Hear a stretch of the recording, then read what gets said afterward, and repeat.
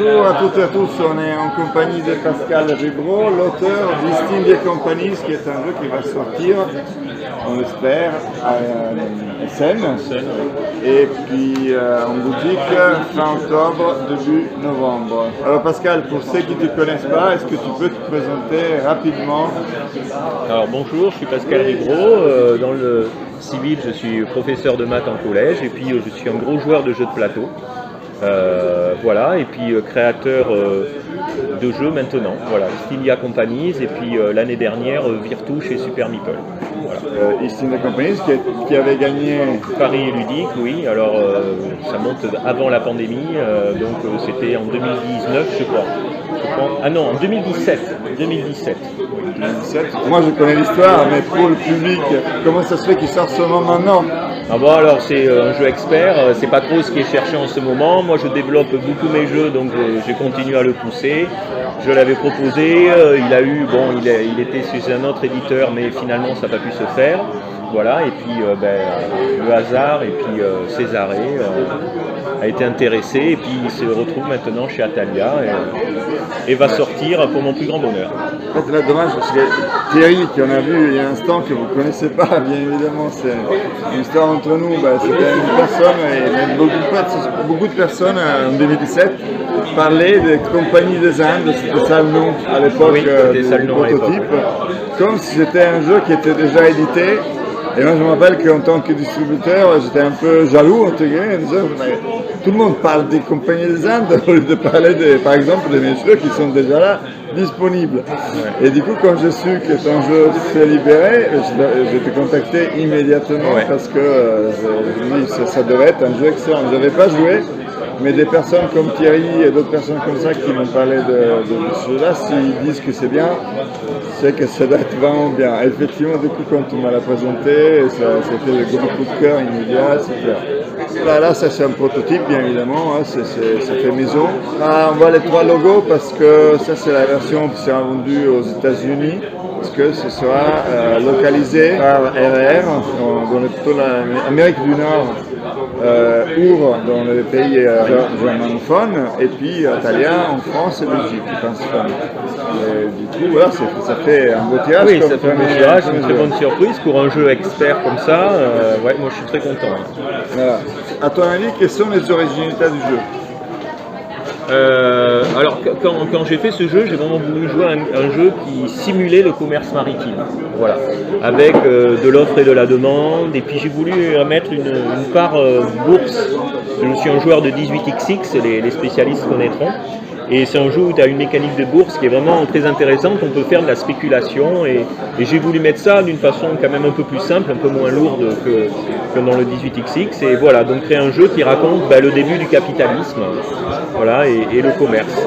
Et j'ai essayé de rendre, et je pense que c'est ça qui plaît dans le jeu, une mécanique qui finalement à chaque fois donne du sens à ce que tu fais. Le jeu se joue en 5 tours, et une fois qu'on a fait le premier tour, en fait, on a vraiment compris comment ça se passe, et on n'est plus seulement en charge, on n'est plus qu'en charge des choix qu'on va faire. Après, tout se découle naturellement, je pense. Si vous avez ressenti ça, toutes les actions qu'on fait ont un sens. En fait, on va charger des bateaux, on va revendre des marchandises. Évidemment, le plus rapide vendra en premier. Toutes les mécaniques se projettent naturellement dans ce que tu fais et dans le jeu. C'est vrai que c'est ce que j'aimais beaucoup, c'était l'aspect que on voit que le jeu a été développé à partir d'une thématique. Donc la thématique ressemble beaucoup. Et du coup, toutes les actions qu'on fait, une fois qu'on a expliqué ce symbole-là, c'est ça, ce symbole-là, c'est ça, c'est assez naturel et assez instinctif. Du coup, même si c'est quand même un jeu expert, on arrive à retenir facilement les différentes règles et à arriver à se projeter dans une stratégie, même si on n'est pas forcément un gros joueur. Oui, parce que le jeu te tient un peu par la main, en fait, il te guide et toi c'est juste les choix que tu vas faire, c'est plein de micro-choix et celui qui au final aura été le meilleur à la fin du jeu qui va gagner. Il y a souvent des gros rebondissements un joueur qui semble être à la traîne et puis après le hasard des marchés ou des choix moins pertinents des autres, il se retrouve relancé dans la partie. Donc c'est un jeu qui est finalement très dynamique, alors qu'il peut sembler aride comme ça pour un jeu de commerce, mais en fait on agit tout le temps parce que dans chaque phase chacun agit tout le temps, envoie ses bateaux, charge, et donc on est tout le temps actif et il y a beaucoup de surprises et ça donne un jeu finalement assez dynamique. Et même de l'autre sens, je me rappelle la première partie qu'on a fait, il y avait Fred, notre responsable communication, qui était largement en tête au dernier tour et il avait que des actions à lui. Du coup, nous, les trois autres, on avait compris la stratégie, on avait compris les marchandises qui l'intéressaient, là où il voulait les acheter, etc. On a fait tous les trois des actions pour lui pourrir le dernier tour. Le dernier tour a fait un chiffre d'affaires absolument nul, donc son action a chuté, et puisqu'il a mis toutes ses œufs dans le même panier, forcément, il n'a pas gagné. Alors, donc, il n'est pas arrivé dernier, mais quand même, du coup, il est passé deuxième ou troisième, même la dernière. On pensait que normalement c'était. Oui, il y a souvent des surprises en fin de partie en fait dans le jeu. Et comme souvent, hein, il faut dans les actions, la bourse, comme ça, il ne faut mettre pas tous les œufs dans le même panier. C'est à double tranchant. Voilà. Et du coup, autre chose que moi j'ai beaucoup aimé, c'est l'aspect de pouvoir acheter des actions des autres joueurs en fait. Oui, alors j'ai voulu rendre ça, alors pas aussi loin que dans 18XX où les compagnies changent de main. Là, le joueur va rester maître de sa compagnie jusqu'à la fin du jeu. Mais si les autres joueurs ont beaucoup investi dans sa compagnie, en achetant beaucoup d'actions de celle-ci, mais finalement en plus il leur verse des dividendes et ce qui fait profite presque plus aux autres qu'à lui.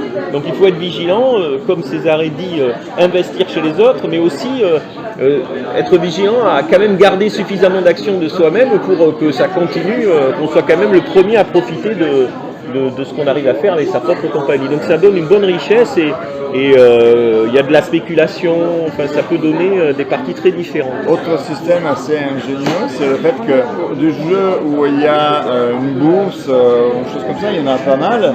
Et là en fait on a deux, voire trois, parce que ça c'est déjà les marchés, voilà. Et il faut savoir jongler avec l'Asie où il y a un cours qui va gérer le cours d'achat. On a un peu des idées de comment ça va être la production et du coup comment les prix vont évoluer en fonction de l'offre et de la demande.